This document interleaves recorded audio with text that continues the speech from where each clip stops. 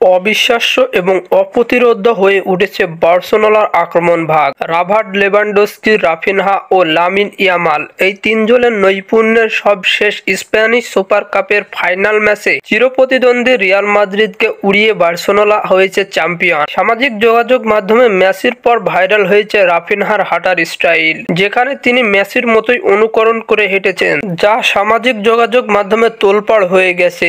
এর আগে বার্সাতে মেসি থাকাকালীন রিয়াল মাদ্রিদকে 5-0 গোলে হারিয়ে এভাবেই হেঁটেছিলেন, যা সমাজ যোগাযোগ মাধ্যমে ভাইরাল হয়েছিল।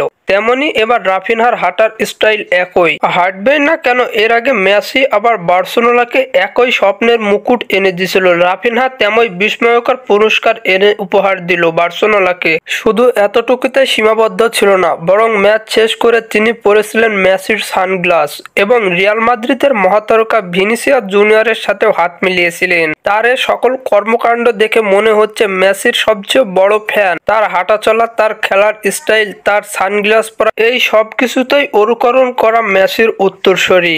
ফুটবলের সকল নিউজ এবং আপডেট পেতে আমার চ্যানেলটি সাবস্ক্রাইব করে পাশেই থাকবেন। ধন্যবাদ সবাইকে।